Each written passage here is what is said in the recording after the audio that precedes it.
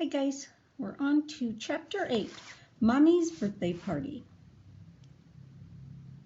Mommy's birthday party is planned as a small surprise party with a few friends, not unlike Miguel's birthday back in March.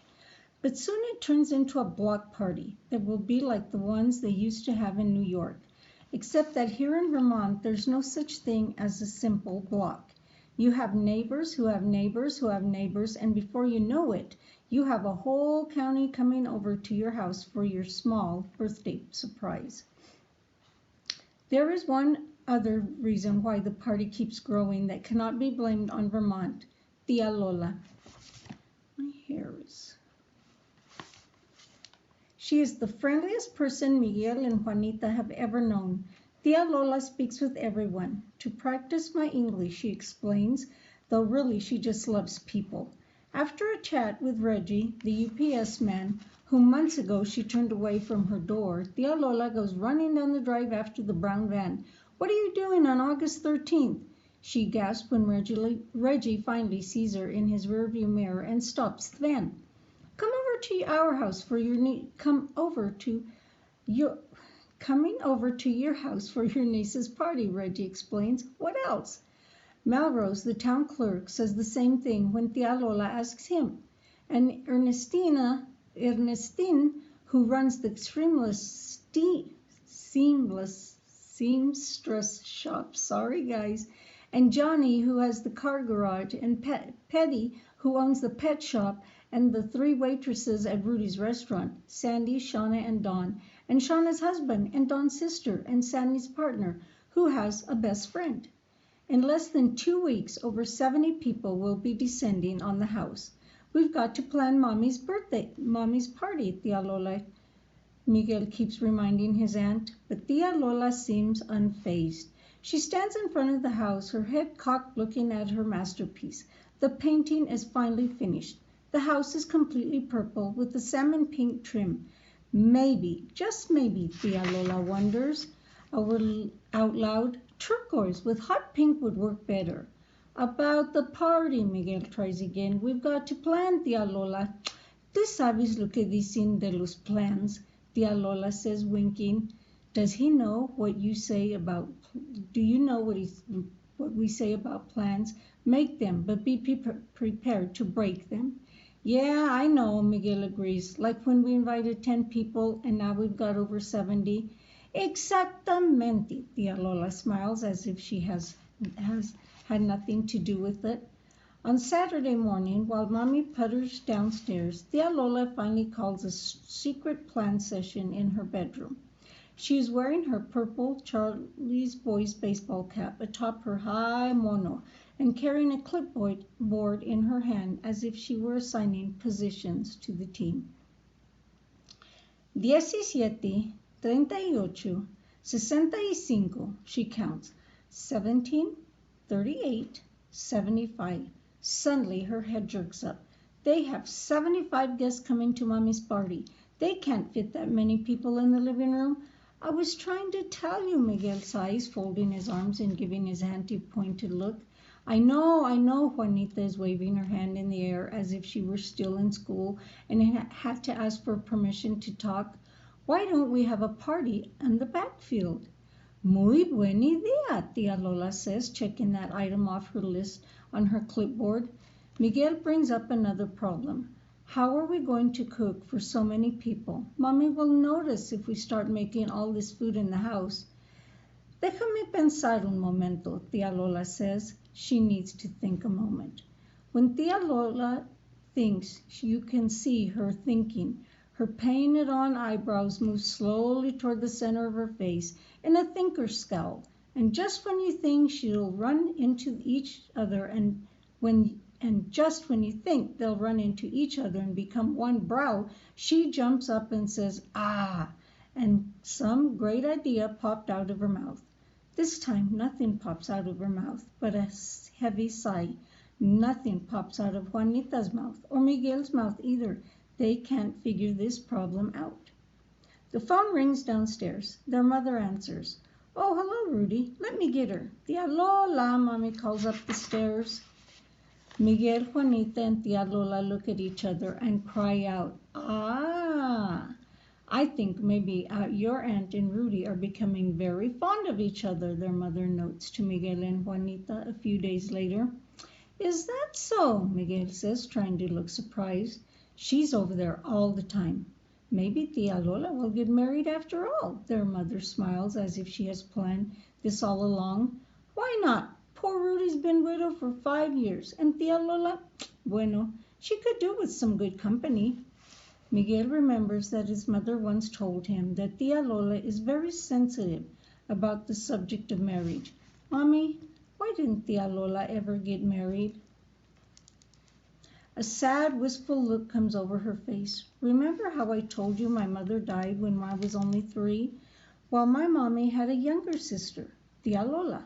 When mommy died, Tia Lola took care of me. Maybe Tia Lola was too busy being my mother to find a husband." This is a surprise to Miguel and Juanita. You can be a mother without really being the mother. You can be a family even if your parents are no longer married. At last count, 75 people were coming tomorrow. Miguel and Juanita solely wished they could add one more person to the list of guests. You have to remember, the wished-for number 78 reminds them that evening on the phone, it's your mother's birthday, not yours. "But it won't be the same without Papi," Miguel says, lowering his voice.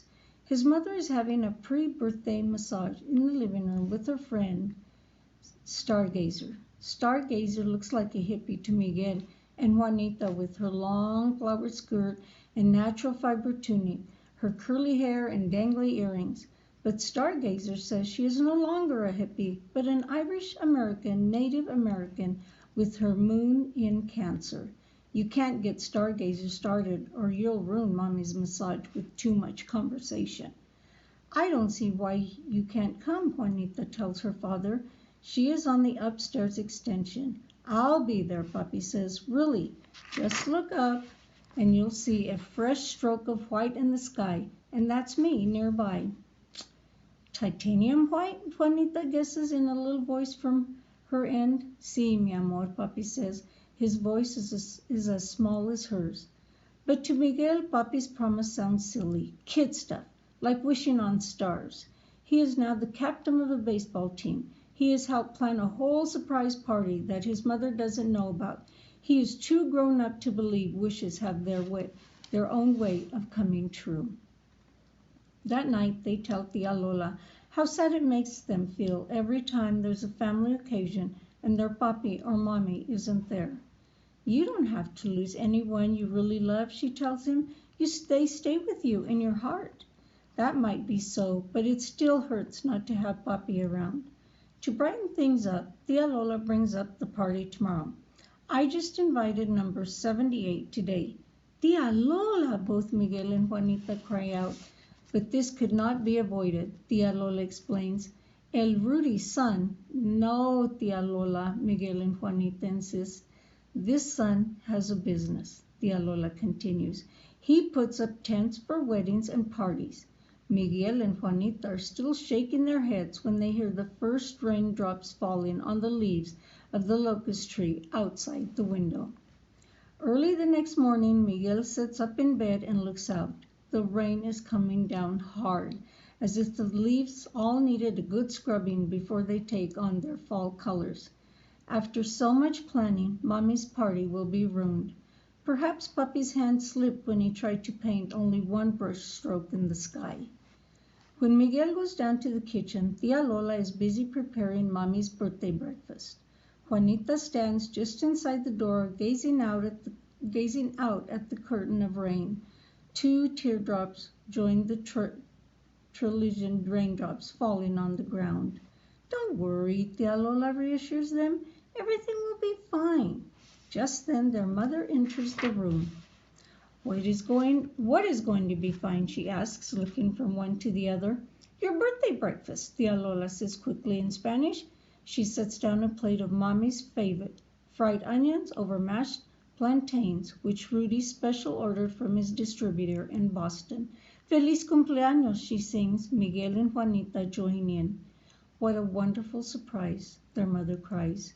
Miguel and Juanita look at each other, thinking of the much bigger sorpresa that awaits her. Our special present comes later, Tia Lola explains, nodding at Miguel and Juanita. They have decided that after the surprise party, they will drive up to their mother's favorite spot in the Green Mountains. I don't need another present, their mother says, blinking back happy tears. This is already so special. The only thing is the rain, Miguel notes. We ordered a nice day for your birthday, he tries to sound lighthearted, but he couldn't hide his disappointment.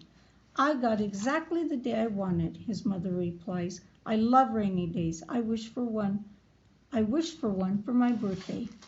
Miguel and Juanita look at each other, surprised. Then they both glance at Tia Lola, who winks as if she already knew that along with onions and plantains, their mother wanted a rainy day on her birthday. A little while later, Stargazer stops by. She needs Linda's advice on a display she is setting up in her store for a new line of incense. Behind Mommy's back, they go out the door. Stargazer gives Miguel and Juanita the V for victory sign. Their plan is working out. As soon as they drive away, the house goes into full gear. Plates are set out, forks and spoons are laid in basket, napkins are stacked in leaning towers.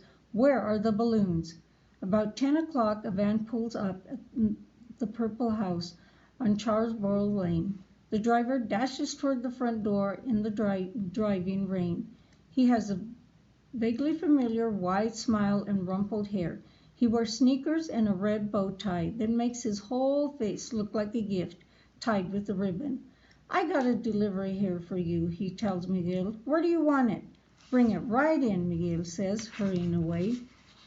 It's too big to bring in, the man calls after him, but Miguel is already halfway down the hall and doesn't hear.